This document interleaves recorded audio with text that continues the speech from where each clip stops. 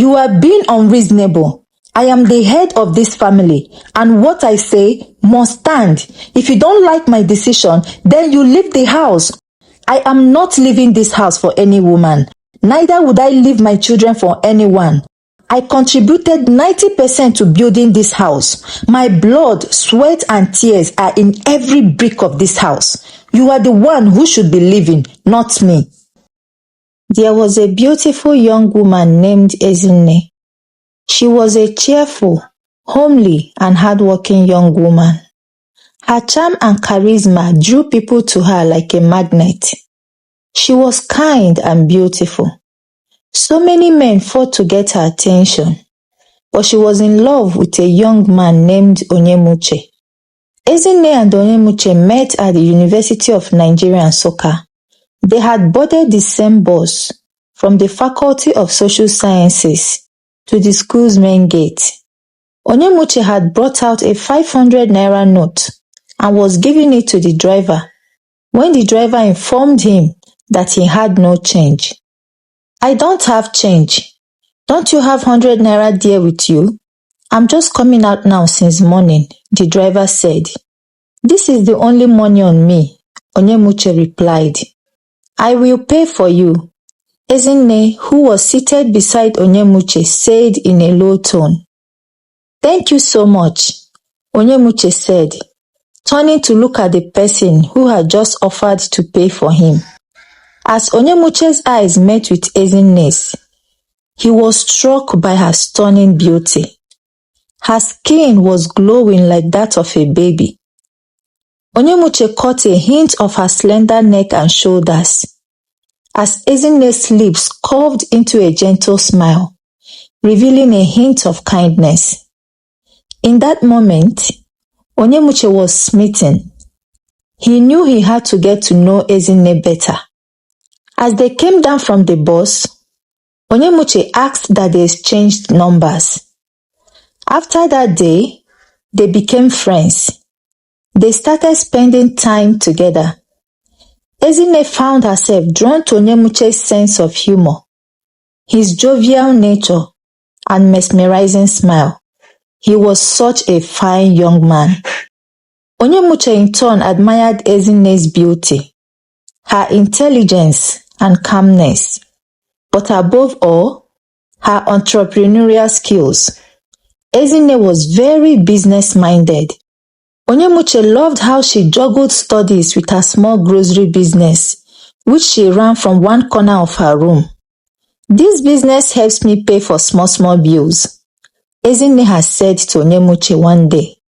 As time passed, their friendship blossomed into a romantic relationship, and soon they became inseparable. They would spend hours talking and laughing, going on dates and exploring the campus together. On their wedding day, Ezinne's eyes sparkled with love as she gazed at her husband Onyemuche. Promises of forever and always filled the air, and she believed every word of it. She was happy she had found the love of her life, or so she thought. Little did she know that their union would become a fragile dance between love and betrayal. For years, their marriage was blissful, and they were blessed with beautiful children, peace and laughter. When Onyemuche's job required him to travel to other states, Ezinne was more than willing to support him. She understood the importance of his career to him. As Onyemuche pursued his dream job, Ezinne managed the home very well. She balanced her own business and household chores, and also cared for their children. She ensured that everything ran smoothly, even in Onyemuche's absence. Ezinne's support went beyond just managing the home. She also provided financial support to Onyemuche, investing in his numerous business projects. She believed in his vision and was eager to help him succeed. Onyemuche's projects, however, often yielded little or no gain. He would come up with a new business idea every other day, and Ezinne would give him money from her own savings or take out loans to support him. but the projects would fail, leaving them with a pile of debts. Despite the setbacks, Ezinne never wavered in her support. She encouraged Onyemuche to keep trying. She believed that one day, his efforts would pay off. She would loan Onyemuche money, even when it meant not getting anything for herself. But she never complained. She was Onyemuche's rock, his partner in every sense of the word. She stood by him through thick and thin, always believing that their love and hard work would eventually pay off. But soon, Ezinne started noticing changes from Onyemuche. He started hiding his phone from her and getting irritated over every little thing. She asked what was wrong, if she had done anything to him, so she could apologize. But Onyemuche would deny any wrong from her. As time went by, the rumors of Onyemuche's infidelity started filtering into Ezinne's ears. She dismissed the rumors, believing it is what comes with Onyemuche's job. But soon, the rumors became evident. Ezinne in several ways discovered Onyemuche's infidelities that broke her heart because she had thought she was the only one who held his heart. The first time she caught him, she forgave him, thinking it was a mistake. The second one, she confronted him and ended up crying and begging him to stop. But the infidelities became too much, tearing her trust for Onyemuche and her confidence in herself. She would always wonder if she was not enough. She felt like a shadow of her former self. Yet, she held on to the memories of their laughter. Every time Ezinne finds out about Onyemuche's infidelities, he would apologize, claiming it was a mistake and promising that it would never happen again. But apologies became a circle, a vicious loop of promises and broken hearts. Ezinne so cried for a love that wouldn't shred her into pieces. She began to question her self-worth. Tears became her companion. The once cheerful young woman now became a very sad one. Onyemuche's infidelities had taken a toll on her mental health. Her friends and family noticed the change in her, but she would deny, insisting that everything was fine. For 15 years, Ezinne wore many hats: a devoted wife, a loving mother, and a silent provider. Behind the scenes, she managed the family's finances, ensured the children's well-being, and maintained a comfortable home. Meanwhile, Onyemuche basked in the glory of being the perceived breadwinner, his infidelities and reckless spending hidden from the world. One day, Ezinne's world crumbled as she scrolled through social media.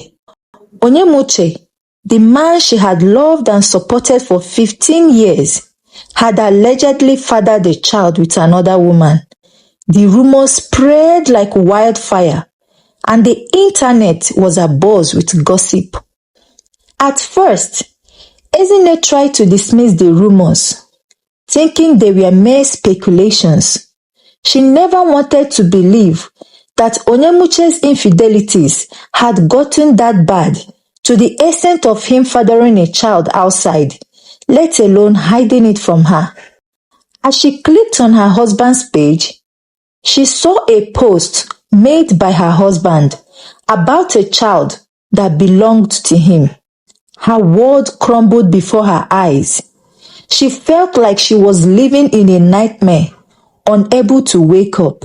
But she refused to believe it or confront her husband, who was in another city for work, holding on to the little hope that it may be a publicity stunt, as it is customary with social media. She refused to believe that Onyemuche would take such a step on the internet without first talking to her. The next day, Onyemuche returned home. Ezinne, with a shaky voice, asked, "Onyemuche, what is this rumor I'm hearing about you impregnating and fathering a child with another woman?" Silence was all the confirmation Ezinne needed. Tears filled her eyes, but she refused to let them drop because she had shed enough tears for this man. So it's true, Ezinne continued. And you had to let the world know first before telling me? You think I deserve this? She asked Onyemuche. Her eyes began to turn, and she felt like she was drowning. 15 years of sacrifice of love and devotion, all for nothing. As she was still in her thoughts, Onyemuche said to her, Ezinne, please understand. This was a mistake. I tried to convince her to remove the pregnancy, but she refused. A mistake? Was announcing it on the internet even before talking to me also a mistake? Ezinne asked. You want me to understand? After everything I have done for you, after everything I have done for us, this is how you pay me back? Ezinne turned to leave, and the tears she had been fighting so hard not to cry finally dropped. She was beyond shattered. But as the days went by, Ezinne, in a bid to keep her family together, approached Onyemuche and told him she was willing to let everything go if he doesn't bring the child under their roof to live with them, that the child should stay with his mother. Since you said it's a mistake, I forgive you, Ezinne said, as she looked at her husband, searching for a little bit of remorse. But instead, she found arrogance. Onyemuche arrogantly looked at her and said, I wanted to talk to you about something, but you were still angry, so I decided to wait till you are calm. You know, in our tradition, if you do not pay the dowry of a woman, she and her family have the right to claim the child as their own. So she insisted that for me to have my child, I should come and pay her dowry. I have decided to go pay for her bride price. Don't worry, we will all live together in peace. You are still my number one. No one is going to take your place. Ezinne could not believe her ears. Is this a joke? She asked. Onyemuche made Ezinne to understand that he was very serious. Does it look like I am joking? My child will not be raised under someone else's roof, Onyemuche screamed. I am not asking you to abandon your child, Onyemuche. Take responsibility of your child, but don't bring him and his mother into our home. I don't have the capacity to be in a polygamous marriage. This is not what I bargained for. Don't destroy what is left of our family, please, Ezinne pleaded. Onyemuche looked at her. His expression turned stubborn. I will not allow you to tell me what to do. I am a man and my decision is final. Tears fell from Ezinne's eyes as she realized Onyemuche's ego was more important to him than their family's happiness. She felt like she was living with a total stranger, a man who valued his pride over his loved ones. You are willing to destroy our family, our children's life, for your own selfish desires? Ezinne asked, her voice trembling. I won't stand for it, Onyemuche. I won't let you bring this woman and her child into our home. I will not allow another woman reap the fruit of my labor. I have been the one carrying most of the burdens of this family for 15 years, and you want to bring in another woman and her child? For who to support? Me? Over my dead body, Ezinne shouted. You are being unreasonable. I am the head of this family, and what I say must stand. If you don't like my decision, then you leave the house, Onyemuche screamed. Ezinne looked directly into his eyes and said, I am not leaving this house for any woman. Neither would I leave my children for anyone. I contributed 90% to building this house. My blood, sweat, and tears are in every brick of this house. You are the one who should be leaving, not me. Onyemuche was shocked. He had never seen Ezinne stand up for herself like this in their 15 years of marriage. You can't throw me out. This is Africa, and I am the head of this family, Onyemuche bragged. Ezinne smiled. We will see about that. I have my lawyers, and I have documents and receipts to prove my ownership of this house. Get your lawyers. You are welcome to contest it in court. Onyemuche was shocked. He realized he had underestimated Ezinne. He never thought she would fight back. Onyemuche angrily stormed out of the house. Ezinne tried everything to get Onyemuche's family to talk to him to rethink his decision. But he wouldn't listen to anyone. His mistress wanted to be married at all costs, and he was willing to please her. All efforts to get him to rethink fell on deaf ears. For weeks, Onyemuche didn't return home. Ezinne called him countless times, but he never picked up the calls. Soon, their children noticed his absence and lack of communication with them. Unlike before, when he would often call when he was at work in another city. But Ezinne kept covering for him and assuring their kids that he was very busy with work, hoping that one day he would come back or at least call. After several weeks with no communication, the answers to Ezinne's fears came as a rumor that Onyemuche was with the other woman nursing their new child. She also discovered that he had been making huge money withdrawals from their joint account and had rented an apartment for him and his new woman in another city. In that moment, Ezinne knew she had to make a decision, and this time it wouldn't be about forgiving Onyemuche or about keeping peace. It would be about standing up for herself, her children, and their well-being. She decided to move forward with her life, with or without Onyemuche. As the days went by, Ezinne invested into self-care and devotion to her children. Her business began to flourish. She went about her business, feeling that a weight had been lifted off her shoulders. She was no longer worried about Onyemuche or his whereabouts. Friends and family noticed the change in her, complimenting her radiant smile and newfound confidence.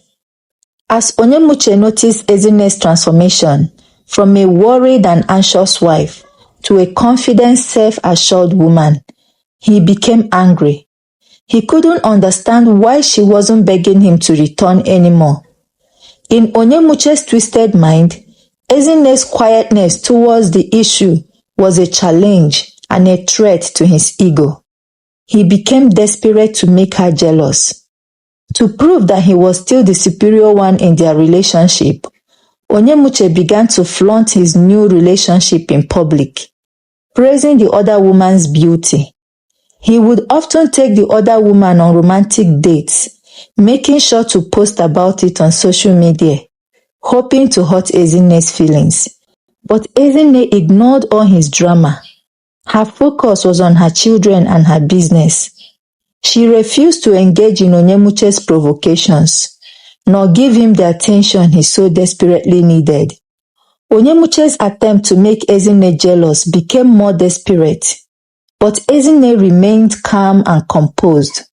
In desperation to get Ezinne to react, Onyemuche graduated to tarnishing her image. He spread lies about her, alleging that she was also unfaithful in the marriage. But Ezinne remained calm. Her silence had become a powerful tool, a reminder that she was no longer invested in his drama. She knew that her reputation spoke for itself, that those who truly know her wouldn't believe Onyemuche's lies. As Onyemuche and his mistress's attack intensified, Ezinne's friends and family came together, offering support and encouragement. They knew Onyemuche was desperate to bring her down because he was angry. Her silence hurted his ego. He had never been ignored like that before. Soon, Ezinne filed for divorce and ownership of their house. She won custody of their children and also the house. Her smile returned. She learned to love again, not Onyemuche, but this time the woman she had become. Even strangers would compliment and tell her how she had inspired them. As the compliments kept coming, Ezinne realized how she kept herself at the background just to let her husband shine, presenting him as the breadwinner while she worked tirelessly behind the scene. She promised not to let anyone steal her joy ever again as she lived her best life, waiting for the divorce to be finalized. This story encourages us to recognize self-worth and prioritize self-love and happiness, because we do not have control over everything that happens in our lives, but we certainly can control how we react or let those situations affect us. Thank you so much for watching. Please kindly subscribe, leave a comment, like and share this post. See you soon. Bye.